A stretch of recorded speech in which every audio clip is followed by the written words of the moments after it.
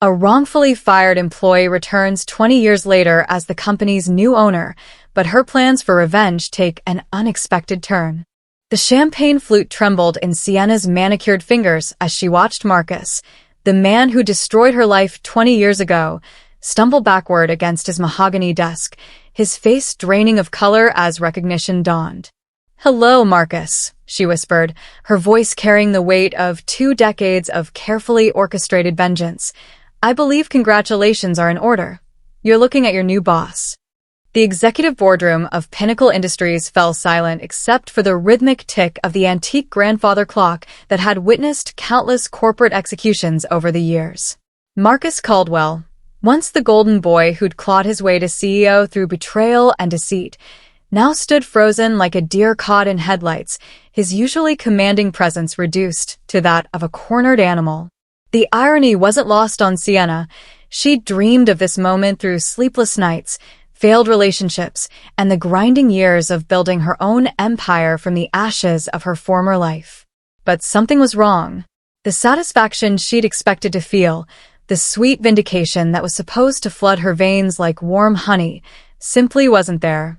Instead, an unexpected hollowness gnawed at her chest as she studied the man who'd once been her mentor, her lover, and ultimately her destroyer. The silver threading through his dark hair caught the afternoon light streaming through the floor-to-ceiling windows, and for a split second, she saw not the villain of her carefully constructed revenge fantasy, but a man who looked surprisingly broken. "Sienna?" Marcus's voice cracked like a teenager's, his legendary composure shattered. "How is this possible?" "The acquisition papers said." "Said the buyer was Meridian Holdings?" Sienna's smile was sharp enough to cut glass. "That's my company, Marcus. Every subsidiary, every shell corporation, every carefully hidden financial maneuver led back to me." She moved closer to his desk, her heels clicking against the Italian marble with predatory precision.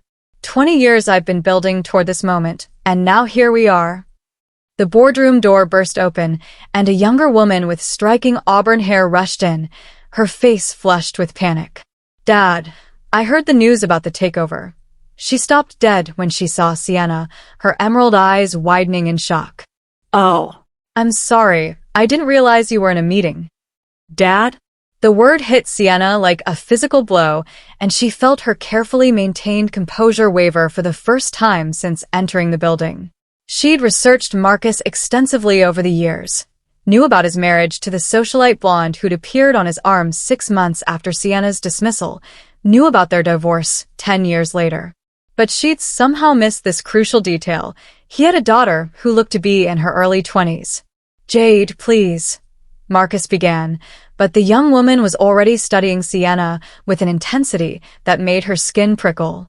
"You're her, aren't you?" Jade's voice was barely above a whisper. "The woman from the photos in Dad's old office. The one She cut herself off, glancing between her father and Sienna with dawning understanding. What photos? What had Marcus kept after all these years? Sienna's mind raced, trying to reconcile this new information with the narrative she'd constructed about their past. She'd assumed he'd erased her from his life as easily as he'd erased her from the company, but the tremor in his hands and the raw pain flickering across his features suggested a far more complex truth. "Jade, you need to leave," Marcus said quietly, never taking his eyes off Sienna. "This is complicated." "No, I think I'll stay." Jade crossed her arms, her chin lifting with a defiance that reminded Sienna painfully of herself at that age. "Especially since I'm guessing this has everything to do with why you've been having those nightmares for the past 20 years. Nightmares? Sienna felt the ground shift beneath her feet. She'd spent 2 decades imagining Marcus living his best life, climbing higher in his career while she struggled to rebuild from nothing. The possibility that he'd been haunted by their past had never occurred to her, and it threatened to unravel the righteous anger that had sustained her through the darkest periods of her journey back to power. Marcus sank into his leather chair, as if his legs could no longer support him. "Sienna, you have to understand what happened back then. It wasn't." He rubbed his temples, looking older than his 55 years. "God, there's so much you don't know." "Then enlighten me," Sienna said, though her voice lacked the venom she'd intended. Something about Jade's presence, about the vulnerability she glimpsed in Marcus's expression, was short-circuiting her carefully planned confrontation. "The board meeting," Marcus began slowly, "the one where they voted to terminate you for supposedly stealing the Hartwell account information. I tried to stop it. I argued for hours, threatened to resign, but they had documentation, witness statements. I was so certain you were innocent. But you chose to believe them over me," Sienna finished, the old wound reopening despite her efforts to keep it sealed. "No." The word came out fierce, desperate. "I never believed them. Not for a second." Marcus stood again, moving toward her with an urgency that made her step back. "I spent months investigating after you left, following paper trails, questioning employees. It took me almost a year to discover the truth." Sienna's heart hammered against her ribs. What truth? Marcus's eyes flicked to his daughter, who had gone very still. The documents were forged. The witness statements were fabricated. "Someone set you up, Sienna, and they did it so perfectly that even I couldn't prove your innocence until it was too late to bring you back." The revelation hit her like a punch to the solar plexus. She'd built her entire adult life on the foundation of Marcus's betrayal, had used his perceived abandonment as fuel for her relentless climb back to the top. If he was telling the truth, if he'd actually fought for her, tried to clear her name, then everything she thought she knew about their story was wrong. Who? The question scraped from her throat like broken glass. Marcus's gaze shifted again to Jade, and something passed between father and daughter that Sienna couldn't interpret. The silence stretched until Jade let out a shaky breath and spoke the words that would shatter Sienna's world for the second time in her life. "My mother," Jade whispered. "It was my mother who framed you." The grandfather clock's ticking became deafening in the stunned silence that followed. Sienna gripped the back of a conference chair to keep from swaying, her mind struggling to process this impossible information. Victoria Caldwell, the ice-blonde beauty who'd married Marcus 8 months after Sienna's dismissal, had orchestrated her downfall? "That's impossible," Sienna managed. "I barely knew your mother. We'd met maybe twice at company functions." "But she knew you," Marcus said quietly. "She'd been watching us, Sienna. She was obsessed with the idea that you were going to take me away from her, even though we weren't even engaged yet. When she saw how I looked at you, how we worked together, she decided to eliminate the threat." Jade moved to stand beside her father, and Sienna noticed the way she protectively touched his arm. "I found the evidence 2 years ago, while cleaning out Mom's things after she died. Bank records showing payments to 3 different Pinnacle employees, copies of the forged documents, even recordings of her coaching them on what to say.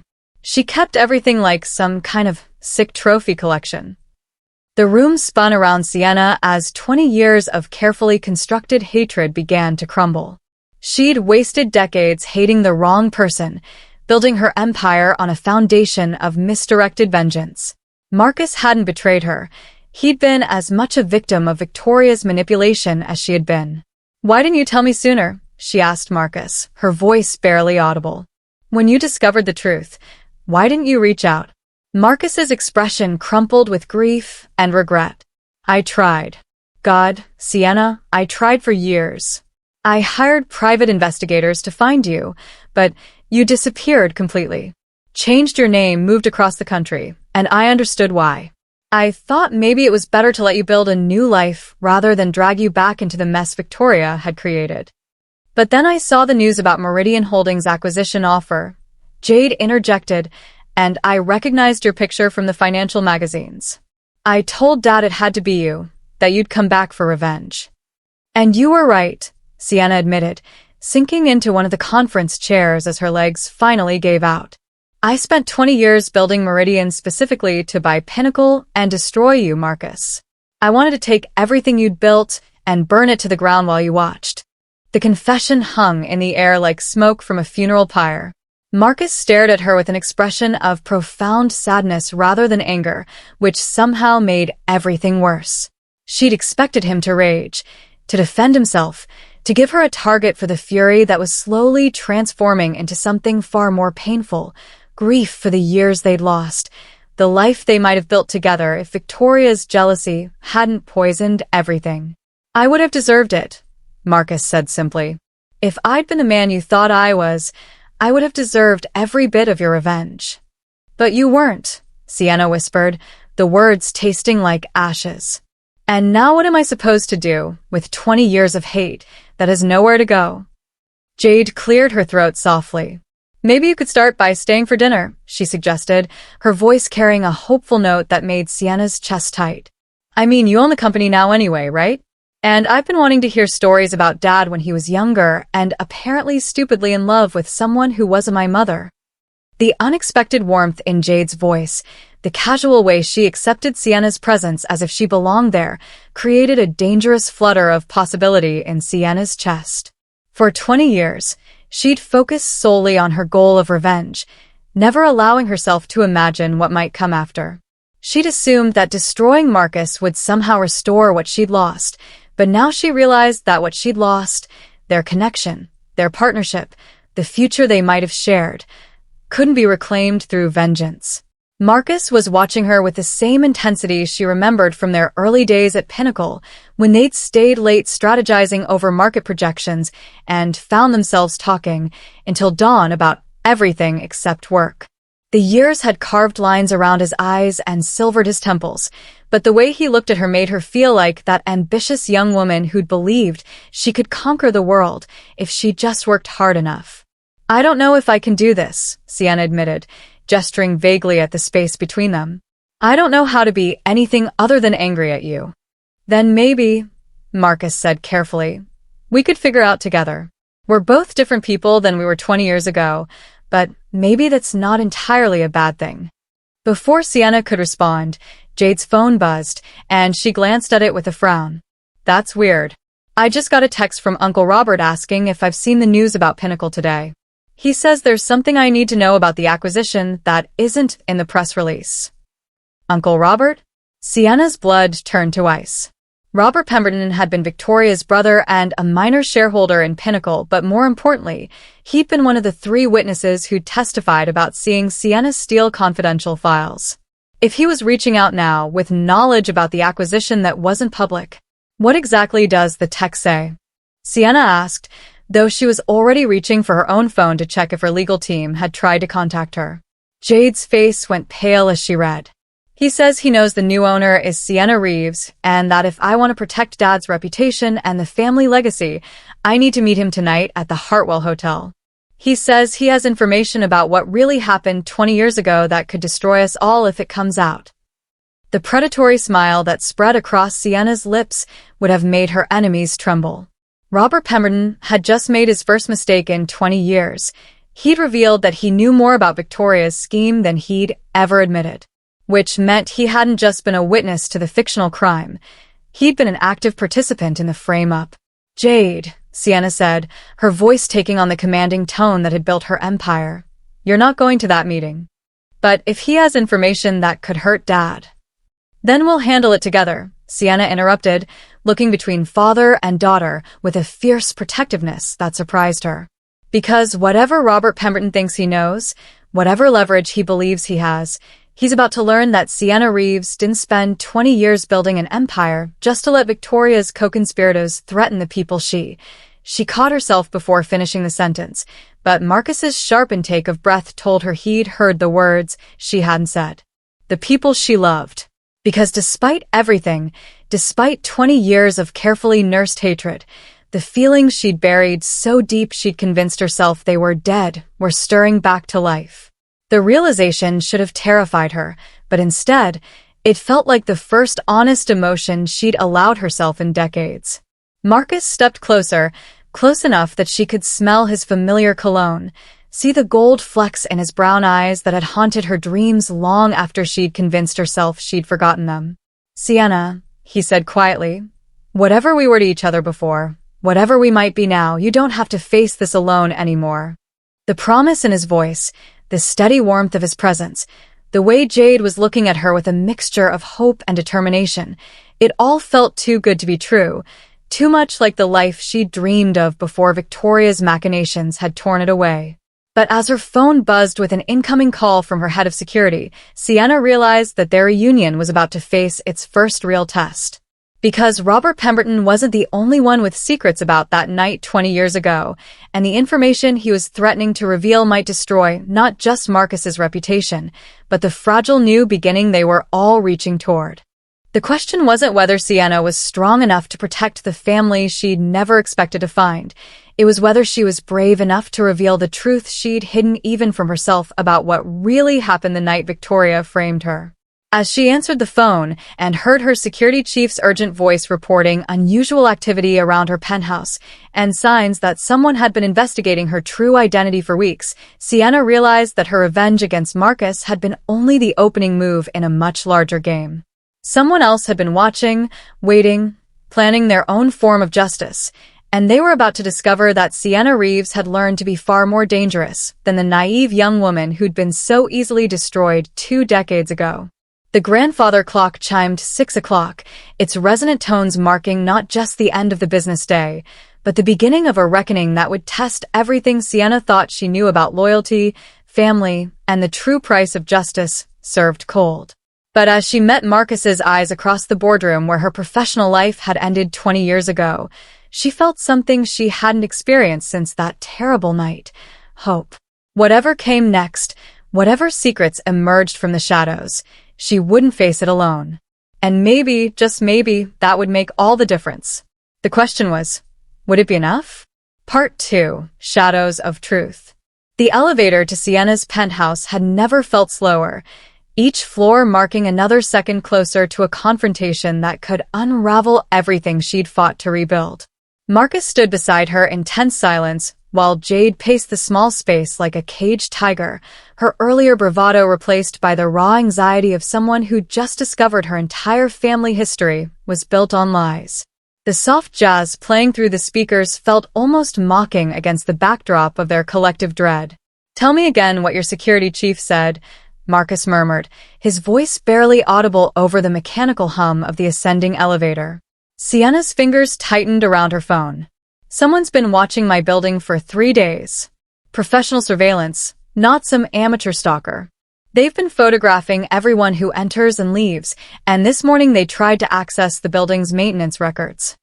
She paused, meeting his eyes in the polished steel reflection of the elevator doors. "Whoever it is, they're looking for something specific." The elevator chimed softly as they reached the 42nd floor, and Sienna's penthouse door came into view. But what made her blood freeze wasn't the sight of her home. It was the figure sitting casually in the hallway chair that her doorman usually occupied during his evening rounds. Robert Pemberton looked exactly as she remembered, silver-haired, impeccably dressed, and wearing the same predatory smile that had haunted her nightmares for 20 years. "Hello, Sienna," he said, rising with the fluid grace of a man who'd spent decades perfecting the art of intimidation. "I was wondering how long it would take you to come home." Jade stepped protectively in front of her father, and Sienna felt a surge of fierce pride at the young woman's courage. "Uncle Robert, what are you doing here? How did you even get past security?" Robert's laugh was as cold as winter rain. "My dear niece, when you've spent as many years in corporate espionage as I have, bypassing a few doormen becomes child's play." His eyes fixed on Sienna with laser intensity. Though I must admit, tracking down the elusive Meridian holdings took considerably more effort. Sienna Valdez was very difficult to find, until I realized she'd become Sienna Reeves. The name hit like a physical blow. Sienna Valdez, the identity she'd buried so deep she'd almost convinced herself it never existed. Only 3 people in the world knew that name, and 2 of them were supposed to be dead. The third was standing in her hallway, holding her past like a loaded weapon. "How?" The words scraped from her throat like broken glass. "How did I find you? Or, how did I know your real name?" Robert's smile widened, revealing teeth that seemed too sharp. "Both are fascinating stories, but I think we should discuss them somewhere more private, don't you?" Marcus moved to stand beside Jade, his protective instincts clearly warring with his confusion. "Robert, what the hell is going on? Why are you threatening my daughter?" "Oh, Marcus." Robert shook his head with mock sympathy. "Still so naive after all these years. I'm not threatening anyone. I'm offering a business proposition. Though I suppose the terms might feel somewhat coercive to some parties involved. Sienna's mind raced through possibilities and contingencies, but every scenario led back to the same terrifying conclusion. Robert knew about Elena. The realization sent ice through her veins because Elena was the one secret that could destroy not just her carefully constructed life, but the lives of everyone she'd learned to care about. Inside, she said curtly, producing her key card with hands that trembled only slightly. We finished this conversation in private. The penthouse that had been her sanctuary suddenly felt like a trap as Robert moved through it with the casual familiarity of someone who'd been studying her life from the shadows. He paused at the floor-to-ceiling windows overlooking the city, his reflection ghost-like against the evening skyline. "Magnificent view," he commented, his back still turned to them. "I can see why you chose this place. Close enough to Pinnacle's headquarters to watch Marcus's office lights at night, but high enough to feel like a goddess surveying her domain." The observation was too accurate, too intimate. How long had he been watching her? "Get to the point, Robert." He turned slowly, and the predatory smile was gone, replaced by something far more dangerous, genuine malice. "The point, my dear Sienna, is that while you've been playing your elaborate revenge fantasy, you've forgotten that some of us remember who you really are. Elena Valdez didn't just disappear 20 years ago. She was running from something. Or should I say, someone?" Jade looked between the adults with growing alarm. "What is he talking about? Who's Elena Valdez?" Before Sienna could answer, Robert pulled out his phone and began scrolling through what appeared to be old photographs. Elena Valdez was a very different person from the sophisticated businesswoman standing before us now. She was young, desperate, and carrying secrets that made her vulnerable to certain arrangements. "Stop." The word came out sharper than Sienna intended, but Robert's smile only widened. "Oh, but we're just getting to the interesting part." He held up his phone, showing them a grainy photograph of a much younger Sienna, Elena, standing beside a man in an expensive suit outside what looked like a courthouse.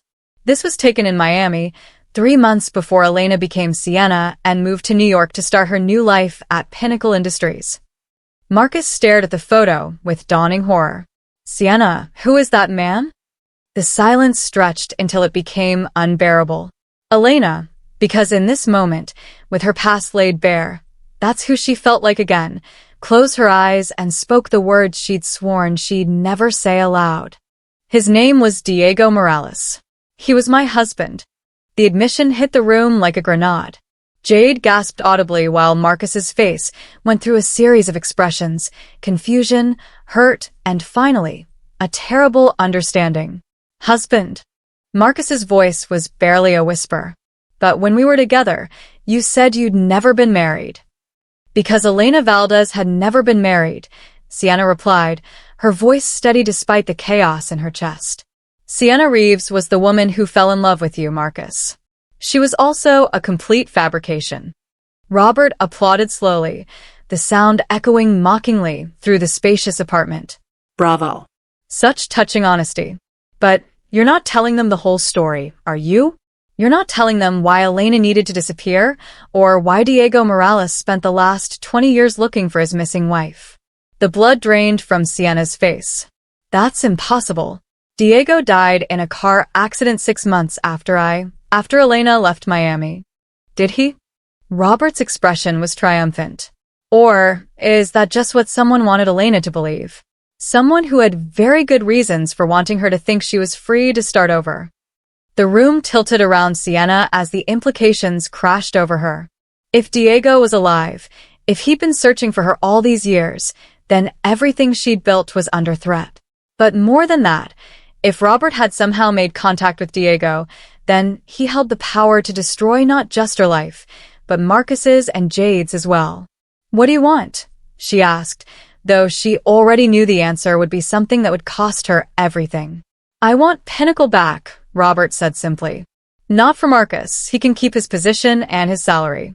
But the company itself, the controlling shares you just acquired through Meridian Holdings, I want them transferred to me within 48 hours. "That's impossible," Marcus protested. Even if Sienna wanted to, The regulatory approvals alone would take months. Robert pulled out a thick manila envelope from his jacket. Not if the transfer is presented as correcting a fraudulent acquisition. You see, Meridian Holdings was built on assets that legally belonged to Diego Morales, since they were acquired by his wife during their marriage without his knowledge or consent. Elena stole from her husband to fund her new life, and now Diego wants what's rightfully his. Sienna felt the walls closing in as she realized the true scope of Robert's trap. He hadn't just discovered her identity. He'd somehow orchestrated a reunion with the past she'd fled. Where is he? Close, Robert said with obvious satisfaction. In fact, he should be arriving at the Hartwell Hotel within the hour. He's very eager to see his wife again after 20 years of searching. Jade had been silent through most of this exchange, but now she stepped forward with fire in her eyes. This is insane. You're talking about blackmail, extortion. I'm talking about justice, Robert interrupted. Your father's little girlfriend built her empire on stolen money and forged documents. Everything she's accomplished, every dollar she's earned, belongs to Diego Morales. I'm simply facilitating the return of what was taken. But Marcus was studying Robert with the shrewd intelligence that had made him a successful CEO. There's something you're not telling us. Why do you care about Diego Morales? What's your connection to all of this? For the first time since arriving, Robert's confident facade flickered. The silence stretched until Sienna realized she was holding her breath, waiting for the revelation that would finally explain the last 20 years of her life. Diego Morales, Robert said slowly, is my business partner. The words landed like physical blows. Sienna gripped the back of a chair to keep from swaying as the final pieces of the puzzle clicked into place with devastating clarity. You've been working together, she breathed. All these years, you and Diego have been planning this. Not planning, Robert corrected. Waiting. We knew that eventually, Elena's obsession with revenge would lead her back to Marcus, back to Pinnacle. And when it did, we'd be ready to take everything she'd built and add it to our own portfolio. Marcus stepped protectively closer to Sienna, and she felt his presence like an anchor in the storm of revelations. What kind of business partnership requires 20 years of patience? Robert's smile returned, colder than ever. The kind that started when Diego discovered his missing wife had stolen $2 million from his organization's accounts before disappearing. You see, Diego wasn't just Elena's husband. He was her employer. And the money she took wasn't just theirs. It belonged to some very unforgiving people who don't appreciate theft. The temperature in the room seemed to drop 10 degrees. Sienna found herself remembering fragments of her life in Miami that she'd tried so hard to forget. The late-night phone calls, the men in expensive suits who came to their apartment, the way Diego would disappear for days at a time without explanation. You're saying Diego was... Marcus couldn't seem to finish the sentence. I'm saying Diego Morales runs a very successful import-export business with interests throughout the Caribbean and South America, Robert replied carefully. A business that doesn't look kindly on employees who help themselves to the company funds. Jade looked like she might be sick. So this whole thing, Mom framing Sienna, Uncle Robert being involved, it was all orchestrated? Oh no, Robert shook his head. Victoria's jealousy was entirely her own doing. I simply took advantage of the chaos she created to plant evidence that would keep Elena running scared and focused on the wrong enemy. While she spent 20 years building her revenge against Marcus, Diego and I built our own network, waiting for the perfect moment to collect what was owed. Sienna's mind was reeling, but through the shock, a cold fury began to build. She'd been played on multiple levels, manipulated by people she'd trusted and people she'd never even known were watching her. But she hadn't survived 20 years in the corporate world by crumbling under pressure. There's just one problem with your plan, she said, her voice taking on the steel that had made her enemies tremble in boardrooms across the country. Robert raised an eyebrow. Oh. Diego Morales can't legally claim assets that belong to Elena Valdez, because Elena Valdez never existed. The confidence flickered in Robert's eyes, and Sienna pressed her advantage. I was never married to Diego Morales under the name Elena Valdez. That identity was as fabricated as Sienna Reeves. My real name, my birth name, is something entirely different, and the woman who married Diego 21 years ago was using false documents that I can prove were forged."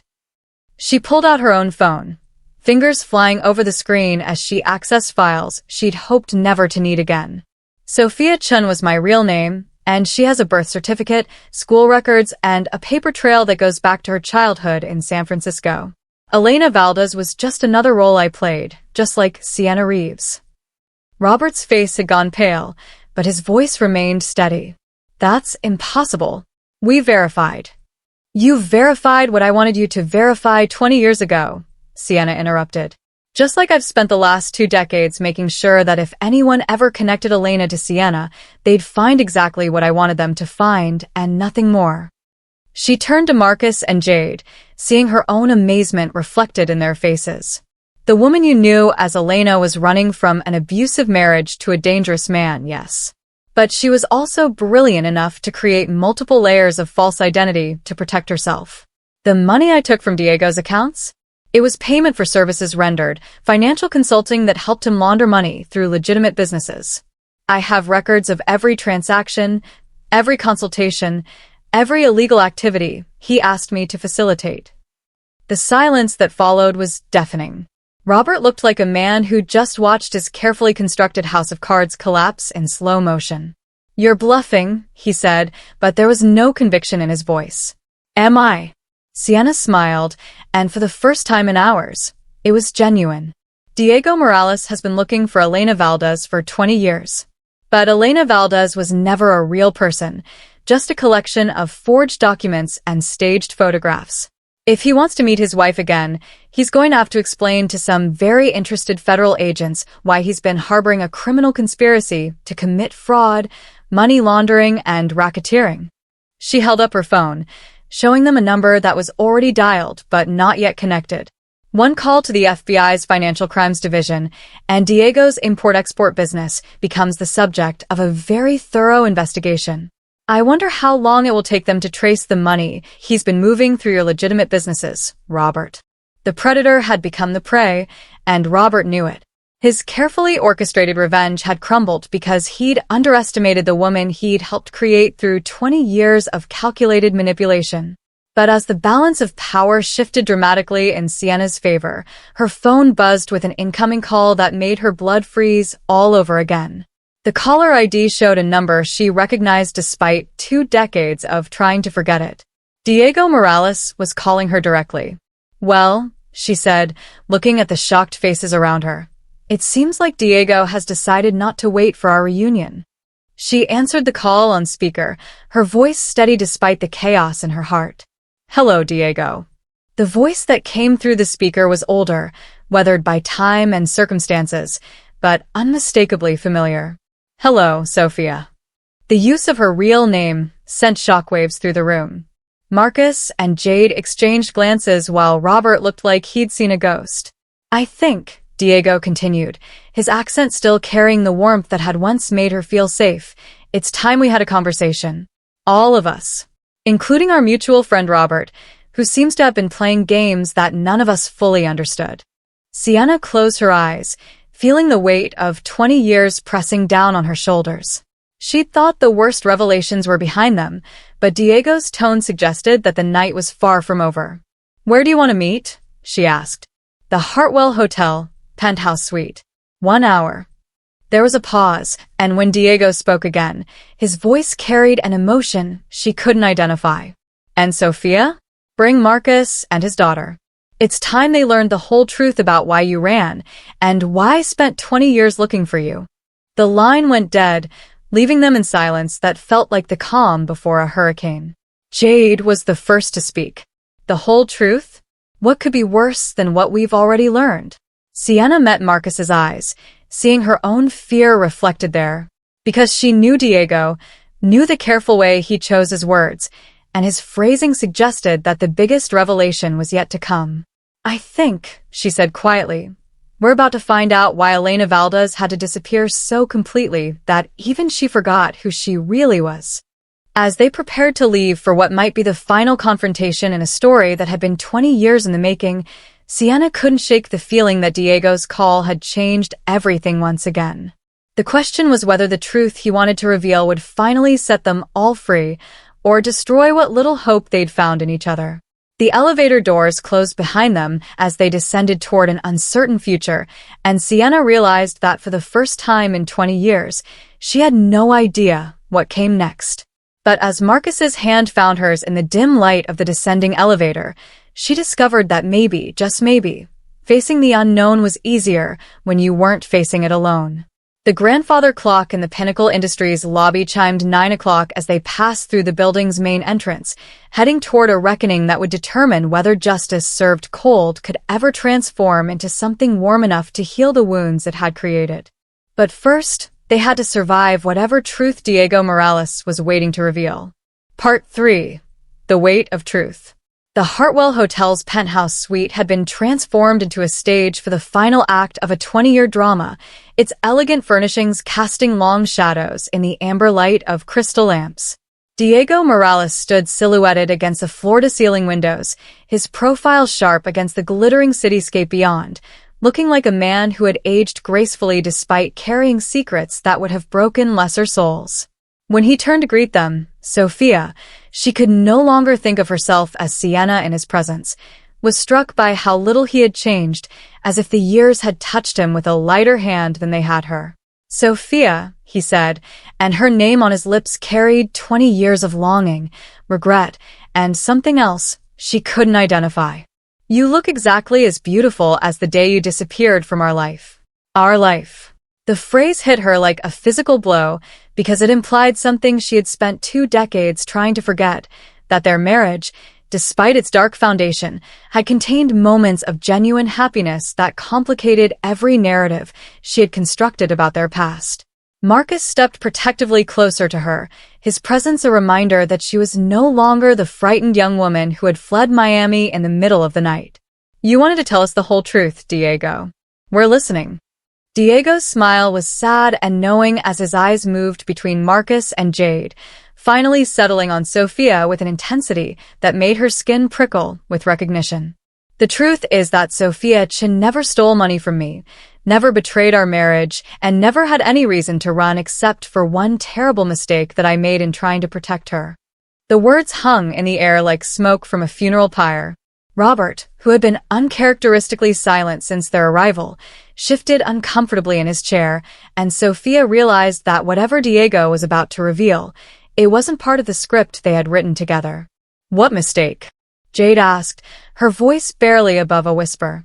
Diego moved away from the windows, each step deliberate and careful, like a man approaching the edge of a cliff. 21 years ago, Sophia was working as a forensic accountant for a firm that specialized in investigating financial crimes. She was brilliant, thorough, and unfortunately for both of us, completely honest.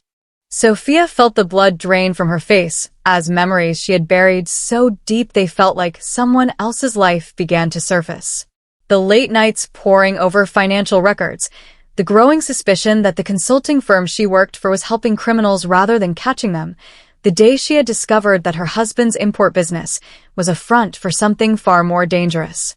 She discovered that her own firm was laundering money for several criminal organizations, Diego continued, his voice heavy with old grief. Including mine. But instead of running to the authorities or confronting me, she did something I never expected. She tried to save me. Marcus was staring at Sophia with dawning understanding. You were trying to build a case against the real criminals while protecting Diego. She spent months gathering evidence, Diego confirmed. Not just about my organization, but about the network of lawyers, accountants, and businessmen who were facilitating money laundering throughout the Southeast. She documented everything: bank transfers, shell companies, forged documents, enough evidence to bring down the entire operation. But something went wrong, Sophia whispered, the memories flooding back with painful clarity. Someone found out what I was doing. Diego's expression darkened with old fury. Robert's law firm was representing 3 of the organizations Sophia was investigating. When he realized what she had discovered, he came to me with a proposition: eliminate the threat she represented, or watch as she brought down not just my business, but everyone connected to it. Robert finally spoke, his voice defensive. It was a matter of survival. Sophia's investigation would have destroyed dozens of legitimate businesses and sent hundreds of people to prison. I was trying to minimize the damage by killing your own niece's husband's wife. Jade's voice was sharp with disbelief and disgust. By offering Diego a choice, Robert shot back. Make Sophia disappear permanently, or watch as her evidence destroyed everything he had built and everyone he employed. The room fell silent except for the distant hum of traffic 40 floors below. Sophia's mind was reeling as the final pieces of her past clicked into place with devastating clarity. But you couldn't do it, she said to Diego, understanding flooding through her. You couldn't kill me. Diego's eyes filled with tears he had clearly been holding back for 20 years. I couldn't even consider it. So I made a different choice. I faked your death. The revelation hit the room like a shockwave. Marcus gripped Sophia's hand tighter while Jade stared at Diego with wide, horrified eyes. The car accident, Sophia breathed. You said I died in a car accident, but it was staged. Everything was staged, Diego confirmed. The accident, the explosion, the body that was too badly burned to identify through anything but dental records, which I had falsified months earlier. As far as the world knew, Sophia Chen had died in a tragic accident, taking her investigation with her. But I was already gone, Sophia said, the pieces falling into place. You had sent me away before the accident was supposed to happen. Diego nodded, his composure finally cracking. I told you we needed to separate temporarily for your safety, that there were people who wanted to hurt you because of your work. I sent you to New York with enough money to start over, told you to create a new identity and wait for me to contact you when it was safe. But you never contacted her, Marcus said, his voice tight with controlled anger. You let her think she was alone for 20 years. Because he thought he was protecting her. Robert interjected, but there was something in his tone that made Sophia's blood run cold. At least, that's what he thought until recently. Diego's face went pale. Robert, don't. Don't what? Robert's smile was vicious. Don't tell them that Sophia's investigation wasn't as secret as she thought it was? Don't mention that her evidence was already compromised before she disappeared. Sophia felt the ground shift beneath her feet. What are you talking about? Your forensic accounting firm wasn't just laundering money, Robert said with obvious satisfaction. It was also feeding information to law enforcement. You weren't the only one building a case, Sophia. You were building it for agents who had been investigating the same network for 3 years. The implications crashed over her like a tidal wave. If the FBI had already been investigating, if her evidence was redundant, then everything she had sacrificed, her marriage, her identity, her life, had been for nothing. You knew, she whispered to Diego. You knew the investigation was already compromised when you faked my death. Diego's silence was answer enough, but Robert wasn't finished. He knew, and he also knew that the FBI was planning to arrest everyone in the network within weeks of Sophia's disappearance, including him. So you used her, Jade said, her voice full of disgust. You used her love for you to make her disappear, so you could avoid prosecution. No, Diego said fiercely. I used her love to save her life. Do you think the FBI would have protected her when they moved against the network? Do you think the other organizations would have let her live once they realized what she knew? But you let her believe she was a criminal, Marcus pointed out. You let her think she had stolen money and betrayed you. Because it was safer for her to believe that than to know the truth, Diego replied. As long as she thought she was guilty of something, she would stay hidden, stay safe. If she had known she was innocent, she might have tried to come forward, tried to reclaim her old life. Sophia stared at him, 20 years of carefully constructed hatred crumbling into something far more complex and painful. How long have you known where I was? I've known about Sienna Reeves for 15 years, Diego admitted. I've been watching your career, your success, your life from a distance. I've been so proud of what you built, so grateful that you found happiness and purpose. Then why now? She asked. Why reveal yourself after all this time? Diego glanced at Robert, and something passed between them that made Sophia's chest tighten with dread. Because 3 months ago, Robert came to me with news that changed everything. The FBI agent who had been running the investigation into the money laundering network, the one who had been feeding information to your firm, was dying of cancer.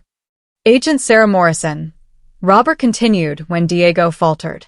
She wanted to clear her conscience before she died. She was planning to reveal that Sophia Chen had been working as an undercover asset for the Bureau, that her investigation was part of a federal operation. The revelation hit Sophia like a physical blow. She had been an FBI asset without knowing it, had been risking her life not just for Diego, but for a law enforcement operation that had used her without her knowledge or consent. But if that information came out, Marcus said slowly, it would have put Sophia in danger all over again. Worse than danger, Diego confirmed. The people we brought down with that investigation, the ones who went to prison because of the evidence Sophia gathered, they would have realized that she was the reason their lives were destroyed. And unlike 20 years ago, I wouldn't have been in a position to protect her.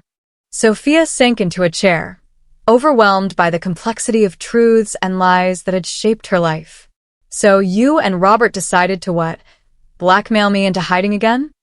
We decided to bring you into our organization, Robert said, to offer you protection in exchange for your silence about what you knew. But then you saw an opportunity for profit, Jade said with dawning understanding. When you realized Sophia had built Meridian Holdings into an empire, you decided to take it instead of just protecting her. Robert's silence confirmed the accusation, and Diego's expression hardened. That wasn't our agreement, Robert. Our agreement was based on Sophia being a victim who needed protection, Robert shot back. Not a billionaire who had built her wealth on the foundation of our sacrifices. Your sacrifices? Sophia's voice was dangerously quiet. You destroyed my life, made me believe I was a criminal, kept me isolated and afraid for 20 years, and you call that sacrifice. She stood, and the controlled fury in her posture made everyone in the room take notice. You want to know what I've learned in 20 years of building Meridian Holdings? I've learned that the most dangerous people aren't the ones who commit crimes. They're the ones who justify them as necessary evils.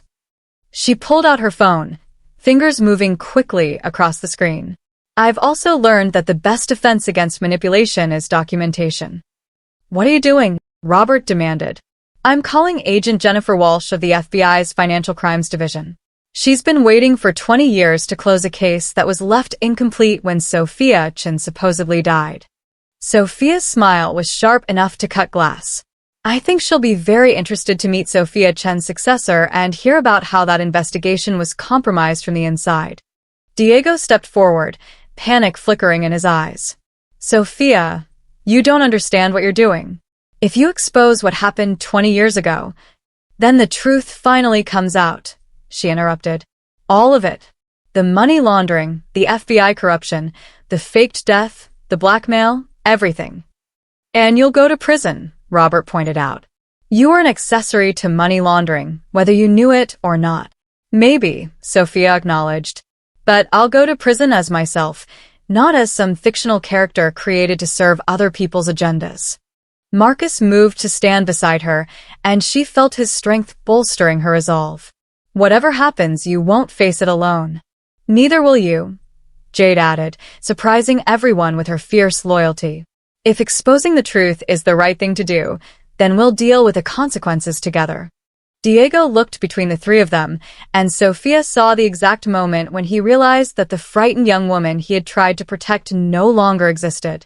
In her place stood someone who had learned to face danger head-on rather than run from it. There's another option, he said quietly.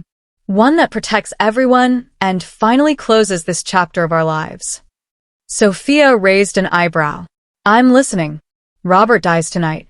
The words fell into the room like stones into still water, creating ripples of shock that touched everyone present. Robert himself went very pale, his confident facade cracking for the first time since Sophia had known him. Diego, Sophia said carefully, what are you suggesting? I'm suggesting that Robert Pemberton suffers a heart attack brought on by the stress of learning about his niece-in-law's secret past. Very tragic, very sudden, and very convenient for everyone involved. You can't be serious, Marcus said, but his voice lacked conviction. Can't I? Diego's expression was calm, almost serene. Robert is the only person left who knows the whole truth about what happened 20 years ago. Agent Morrison is dead, the other members of the network are in prison or dead, and the FBI has moved on to other cases. Without Robert, Sophia's past stays buried, and everyone gets to keep the life they've built. Robert was shaking his head frantically. You can't do this, Diego. We've been partners for 20 years. We've been partners because I needed your legal expertise and connections, Diego corrected. But I never needed your greed or your willingness to hurt innocent people. Sophia stared at the man she had once loved, seeing him clearly for perhaps the first time in their entire relationship. He was offering to commit murder to protect her, just as he had once faked her death for the same reason. The realization that his solutions always involved violence or deception was both terrifying and illuminating. No, she said firmly. No more lies, no more deaths, no more running. Diego looked genuinely surprised. Sophia, this solves everything. This solves nothing, she interrupted. It just adds another layer of deception to a foundation that's already crumbling under the weight of 20 years of lies. She looked around the room at the faces of the people who had become, improbably, her family. Marcus with his steady strength, Jade with her fierce courage, even Robert with his desperate schemes. They were all connected now by the truth they shared. Here's what's going to happen, she said, her voice carrying the authority that had built an empire. Robert is going to disappear. Not die, not get murdered, disappear. He's going to take whatever money he's saved over the years and find somewhere far away to start over. Sophia, Robert began, but she held up a hand to silence him. In exchange for his voluntary exile, I won't turn over the evidence I have about his role in the money laundering network. He gets to keep his life and his freedom, but he loses everything else. And Diego? Marcus asked. Sophia turned to face the man who had shaped so much of her life through his choices. Diego is going to do what he should have done 20 years ago, tell the truth. He's going to contact Agent Walsh and cooperate fully with any investigation into the original money laundering network. That's suicide, Diego protested. They'll prosecute me for everything. The money laundering, the obstruction of justice, the faked death. Maybe, Sophia acknowledged. But maybe they'll also take into account 20 years of cooperation and the fact that you helped bring down a major criminal network. She moved closer to him, and for a moment, she saw the young man she had fallen in love with so many years ago. It's time to stop running, Diego. For both of us. The silence stretched until Diego finally nodded, his shoulders sagging with what looked like relief. You're right. I'm tired of carrying these secrets. And what about you? Jade asked Sophia. What happens to Sienna Reeves? Sophia smiled, and for the first time in 20 years, it felt completely genuine. Sienna Reeves was a character I created to survive. But I don't need to just survive anymore, I want to live. She looked at Marcus, seeing understanding and acceptance in his eyes. Sophia Chun is going to take control of Meridian Holdings and use it to do something worthwhile with the empire she built on such a dark foundation. Such as? Marcus asked. Such as funding programs for people who need to disappear from dangerous situations. Safe houses, new identity resources, legal assistance. Everything I wish I'd had 20 years ago. The idea felt right in a way that nothing had for decades. She had built Meridian Holdings as a weapon for revenge, but perhaps it could become something more meaningful, a tool for protecting others who found themselves trapped by circumstances beyond their control. Diego was staring at her with something that looked like wonder. You really have become someone extraordinary. We all did, she replied. We just took different paths to get there. As they prepared to leave the hotel suite, Robert to pack for his permanent vacation, Diego to prepare for his confession, and Sophia to begin the process of transforming her empire into something worthy of the sacrifice it had cost, she felt Marcus take her hand. So, what do I call you now? He asked with a smile that made her heart skip. Sophia? Sienna? Elena? She considered the question seriously. Each name represented a different version of herself. Sophia, the idealistic young woman, Elena, the desperate fugitive, Sienna, the successful businesswoman built on foundations of anger and deception. "Call me whatever feels right in the moment," she said finally. "I think I'm ready to be all of them and none of them, and whoever I'm becoming." Jade grinned at them both. "I think I like this version best."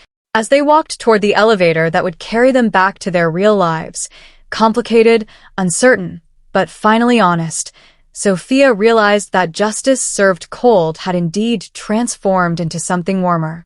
Not the blazing heat of revenge, but the steady warmth of truth, acceptance, and the possibility of redemption. The grandfather clock in the hotel lobby chimed midnight as they passed through the marble foyer, marking not just the end of a day, but the end of an era. Tomorrow would bring new challenges, federal investigations, corporate restructuring, the complex work of building authentic relationships after 20 years of carefully constructed lies. But tonight, for the first time in 2 decades, Sophia Chen was going home with people who knew exactly who she was and chose to love her anyway. And that, she thought as Marcus's hand squeezed hers gently, was the sweetest justice of all.